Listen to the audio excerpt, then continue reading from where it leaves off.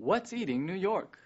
The answer to this age-old question lies not on the streets, not in the skyscrapers, not even in the brash attitudes of New Yorkers. What's eating New York literally are hundreds of thousands of macroorganisms breeding in the Hudson and East Rivers. Like termites, these little sea creatures eat wood, and some may even eat concrete. This all poses a threat to the piers, pilings, and many riverside structures, including the United Nations and the FDR Drive. And the damages could run into the billions. Just what are these tiny gremlins, and where did they come from? To find out, we went looking in some pretty murky water. Lenny Sperrigan is a diver. He has been inspecting these waters for decades.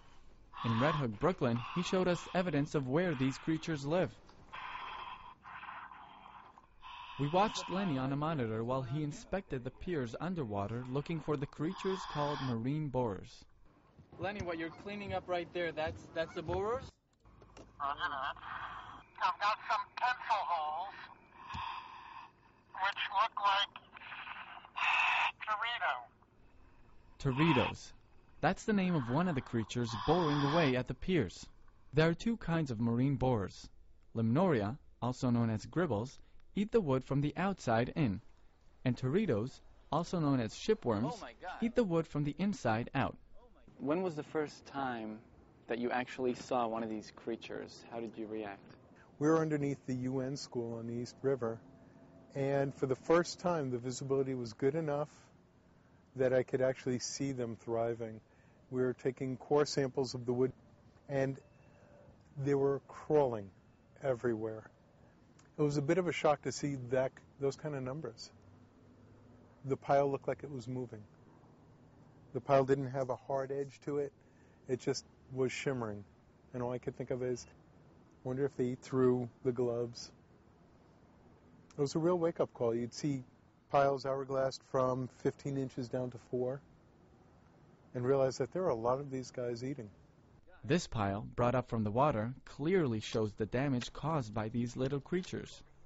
We asked Lenny's diving partner, Adam Brown, how quickly these little guys eat the wood. That can happen within a year. Within a year, and a column can be gone. Yeah, yeah. If it's an untreated piece of timber, it can be eaten within a year.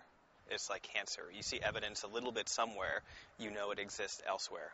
And the waterway is an open system, so it's easy for them to move around. I've never had a dive where I didn't say marine borer activity. There's never been a dive. Even in heavily polluted waters like the Gowanus Canal, we found areas where there were extremely deteriorated timbers. Now, the waters around New York are cleaner. But years ago, when it was heavily polluted, they couldn't survive. To many people's surprise, once the waters were clean, the marine borers came back. When was the point that they came back and started posing a problem? What happened in between? Well, you have to understand that we didn't view these rivers, this harbor, so much as an ecosystem as a waste disposal system. In 1972, the Clean Water Act was passed, and at that point, there was a guessing game on how long it would take the harbor to restore its natural ecosystem. And it actually happened a lot faster than anyone could have expected. By the mid-'80s, we had piers that were in serious trouble. We had piers that were starting to collapse and fall in. The marine borers came back with a vengeance. Some would say it's a bit ironic. Oh, it's a great irony. We forgot, from a cultural standpoint, we just lost our sense of what the waterfront takes to maintain, because the water was so dirty, the infrastructure didn't deteriorate. So by the mid-'80s, when the water was getting cleaner, 10 years after the Clean Water Act went into effect, suddenly, piers were collapsing and nobody knew why. So we went in and we found evidence of marine borer attack, and at first they didn't believe us, because no one in city government, and none of the engineers, none of the city agencies who were tasked with maintaining and being responsible for the infrastructure had ever seen marine borers before. Was there any organization or person that was in charge of saying, okay, once we clean the river, just FYI, so-and-so life forms are going to come back? so you might as well deal with it. Was there anyone who said that? I did.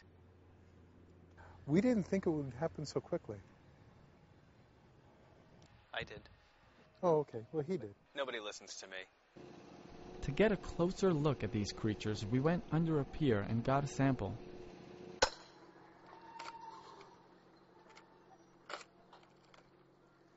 There they are. Wait, this looks just like something that'll be in the gumbo later on. That's something that's in the water. It's a living organism. It's doing what it does. It eats. You can't dislike it because it eats, but you can't have it destroying the piers either.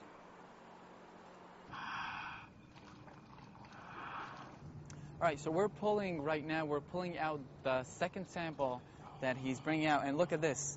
This is a huge chunk of wood that's being eaten up. We're going to take a closer look at it. There we go. Excellent. So this is it. This is what borers do.